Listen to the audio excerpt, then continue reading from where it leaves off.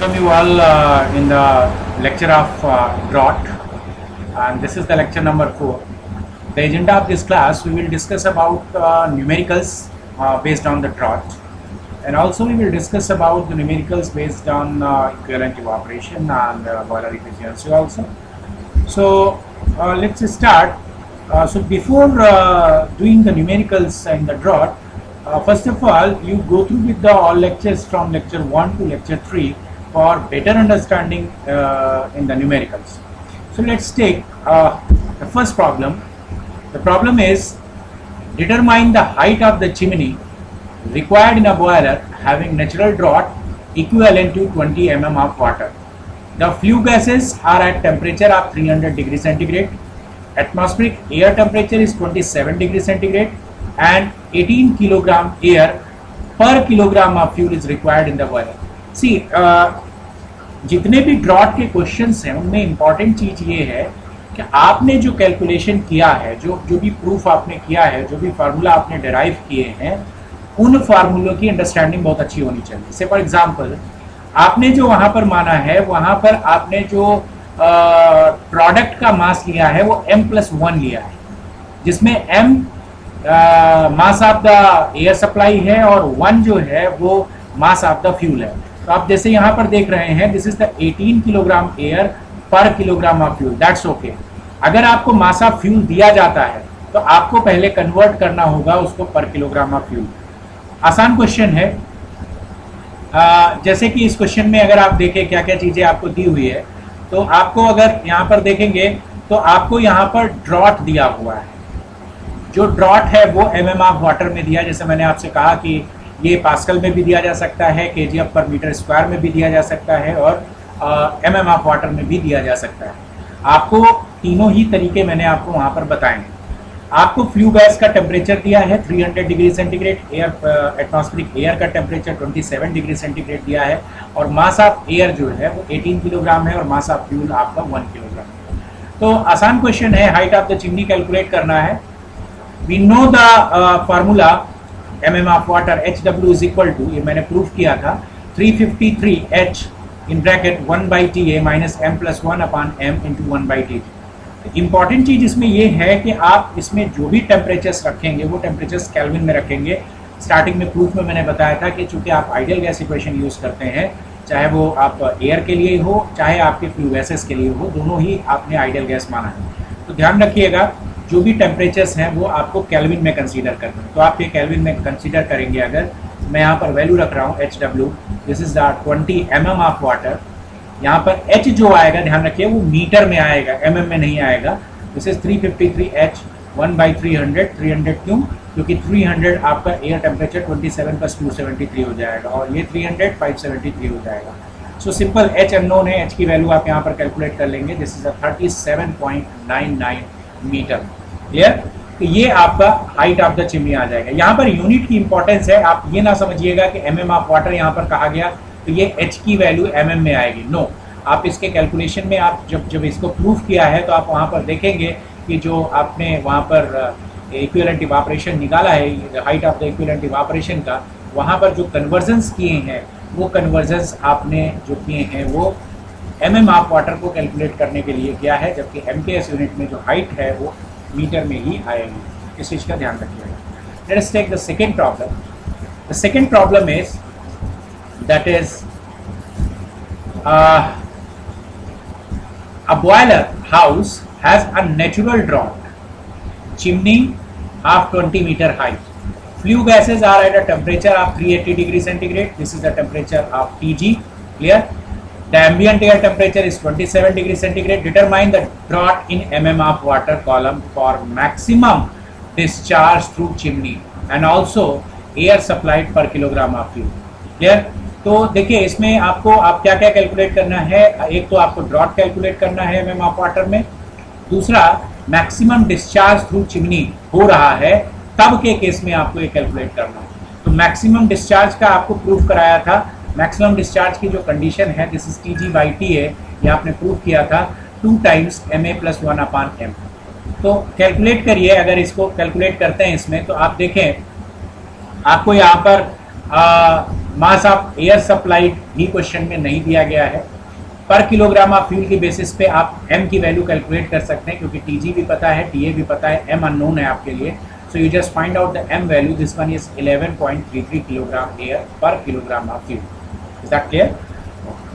अब नेक्स्ट इसका एक तो ये चीज आ गई कि मैक्सिमम डिस्चार्ज के लिए एयर सप्लाई कितनी होगी, 11.32 किलोग्राम पर। अब उसके लिए आपका ड्रॉट कितना होगा, ड्रॉट की वैल्यू HW जो अभी फार्मूला इसके प्रीवियस क्वेश्चन में अप्लाई किया था, 353 H 1 by TA minus m+1 upon m into 1 by TG। तो केल्विन में आप कन्वर्ट कर लीजिए, सारी वैल्यूज रखी हुई हैं। तो HW आपका mm ऑफ वाटर में 11.77 mm ऑफ वाटर है। आसान है इसके क्वेश्चंस। तो इसी को HW जो आपने कैलकुलेट किया, इसी को हम ड्रॉट बोलेंगे, 11.77 mm ऑफ वाटर, ये ड्रॉट है। नेक्स्ट क्वेश्चन, ये क्वेश्चन अगर हम पढ़ते हैं, क्या क्वेश्चन है ये? The next question is a boiler may have waste gases leaving the installation when artificial draught is used at 150 degree centigrade. ध्यान रखिए, आर्टिफिशियल ड्रॉट जब यूज किया जा रहा है उस समय पर टेम्परेचर 150 डिग्री सेंटीग्रेड है। The natural draught chimney is 60 metre high, height of the chimney is 60 meter. The hot gases within chimney are at a temperature of 300 degree centigrade. जब hot gases जब नेचुरल ड्रॉट है तो उस समय पर hot gas का temperature 300 degree centigrade है। Air requirement 19 kilogram पर किलोग्राम ऑफ फ्यूल। ध्यान रखिएगा, एयर रिक्वायरमेंट पर किलोग्राम ऑफ फ्यूल अगर नहीं दी है तो आप इसको एयर रिक्वायरमेंट को पर किलोग्राम ऑफ फ्यूल में ही कैलकुलेट करिएगा। The atmospheric air is at 17 degree centigrade temperature and mean specific heat of the hot fuel gas is 1.0032 kilojoule per kilogram kelvin.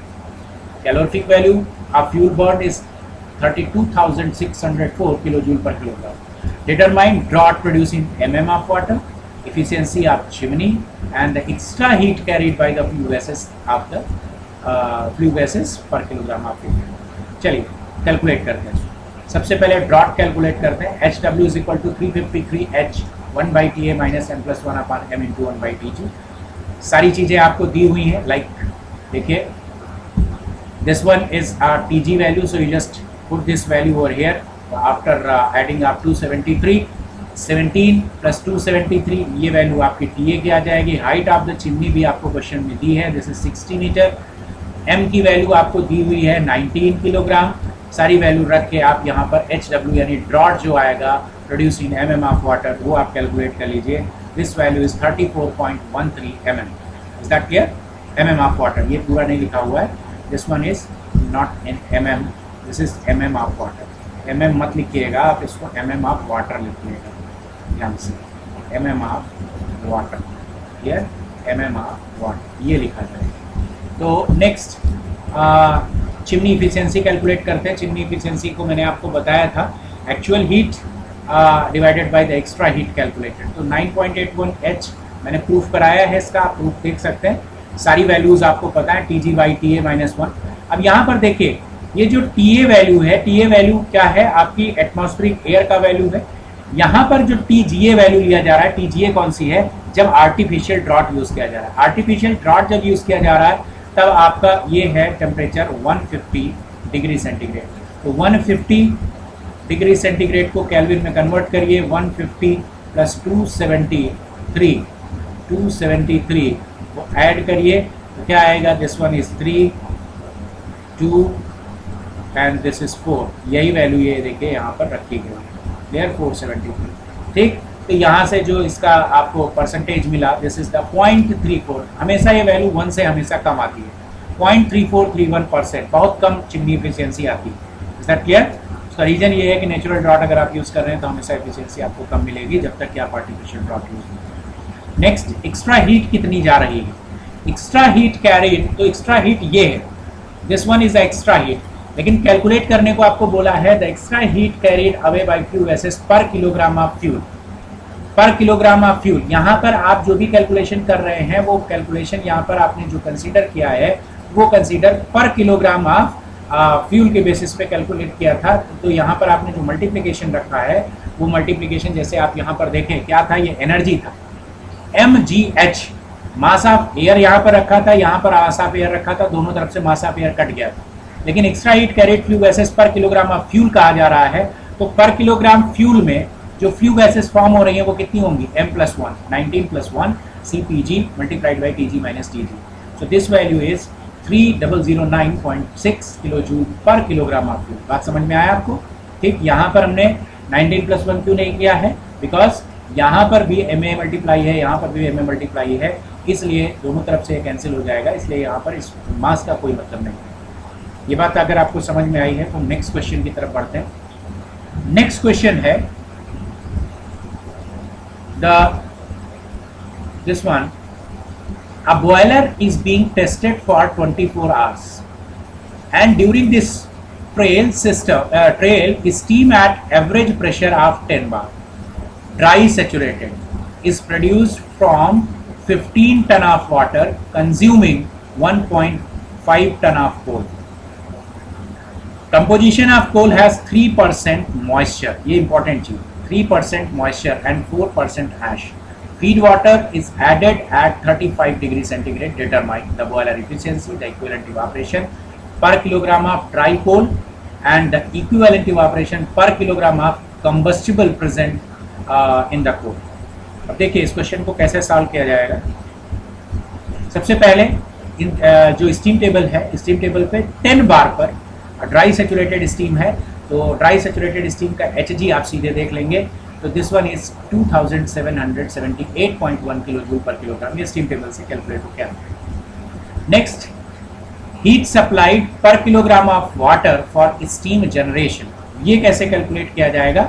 देखिए ये आपने जब लिखा था तो स्टीम जनरेशन के केस में एनर्जी कितनी जाएगी पर kilogram, so this one is HG minus HF, ये याद होगा।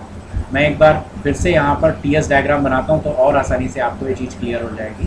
This is the TS diagram, so this is the vapour dome, ये प्रेशर टेबल प्रेशर लाइन है, this one is a pressure line of 10 bar, sorry this is the pressure line of, sorry I am so sorry, so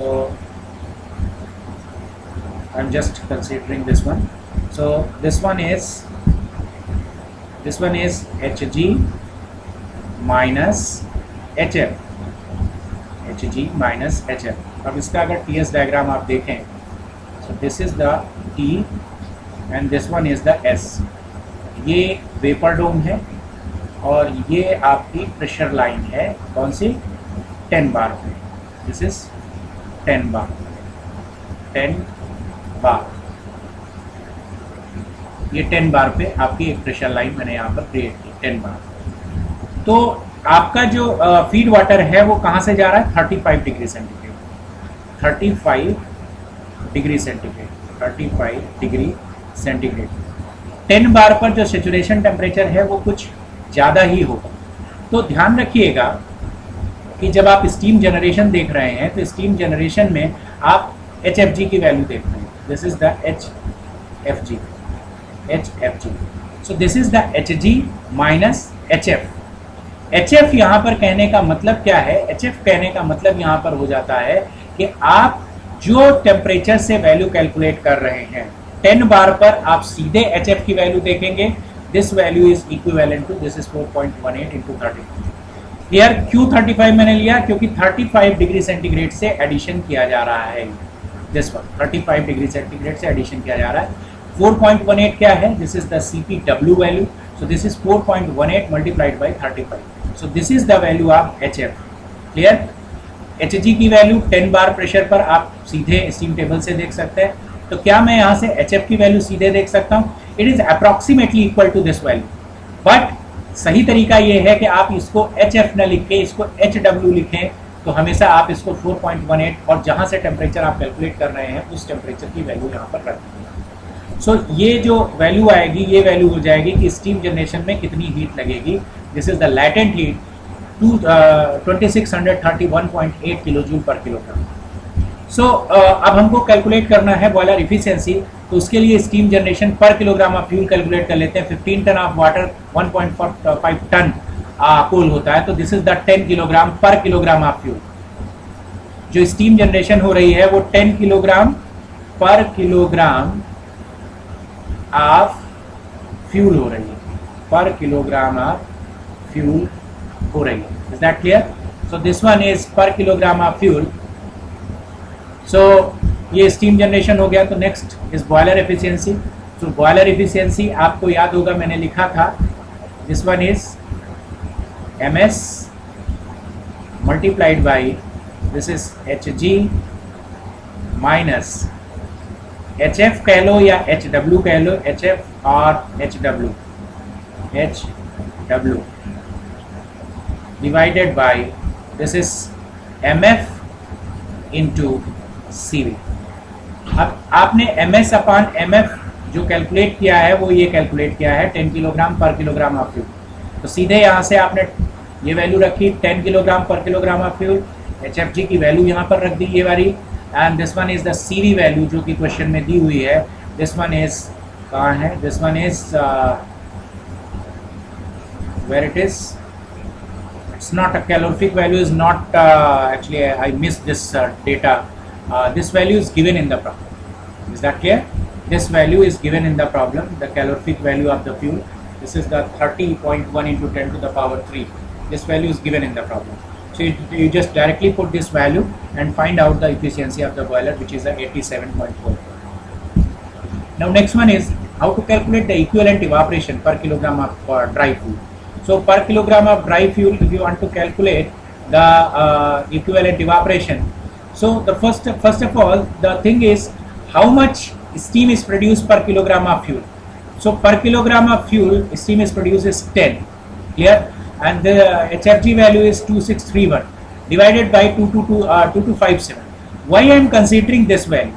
See, in the composition of coal, जो fuel था, जो fuel है, इस fuel में आपका moisture H2O, actual में कहा जाए तो ये पूरा आपको 1.5 टन दिया हुआ है. This one is 1.5 ton, 1.5 ton दिया है. Is that clear? तो आप अगर इसको 1 किलोग्राम की बेसिस पे निकालेंगे और आपसे कहा जाएगा कि इसको ड्राई कोल में निकालिए, तो H2O की वैल्यू को आपको हटाना होगा. H2O कितना है? 3%. तो अगर 1 किलोग्राम में 3% आप हटा दें 0.03, तो जो बचेगा वो क्या बचेगा? वो सिर्फ आपका ड्राई फ्यूल बचेगा. इसीलिए मैंने यहाँ पर जो मास ऑफ फ्यूल कंसीडर किया है, मास ऑफ फ्यूल, वो मैंने 1 माइनस 0.03 कंसीडर किया है, ताकि ये इक्विवेलेंट इवापोरेशन ड्राई कोल की बेसिस पे कैलकुलेट किया जाए. अगर ये कहा जाता है equivalent evaporation per kilogram of coal calculate करिए, पर किलोग्राम ऑफ फ्यूल कंसीडर करिए, तो 10 इज सफिशिएंट. 10 में कोई प्रॉब्लम नहीं थी, 10 आपका ओके थी, लेकिन ये वैल्यू आपको कंसीडर करनी पड़ेगी. अब अगला क्वेश्चन ये है कि why I am dividing this. So this is, अगर आप देखेंगे तो ये आपने जो 10 लिया है, ये क्या है? This is the mass of steam produce divided by mass of fuel, यही तो लिया है. तो मास ऑफ फ्यूल अगर 1 किलोग्राम आपने कंसीडर किया, तो 1 किलोग्राम में ही आप 0.3 माइनस करेंगे, तभी तो आपको जो ड्राई मास है वो पता चलेगा. ठीक, इसीलिए मैंने ये कंसीडर किया है. तो इक्विवेलेंट इवापोरेशन आपका ड्राई मास के लिए ये वैल्यू आ गई. Is that clear? नेक्स्ट आपका ये वैल्यू आ गया 12.02 किलोग्राम. नेक्स्ट है the equivalent evaporation per kilogram of combustible present in coal.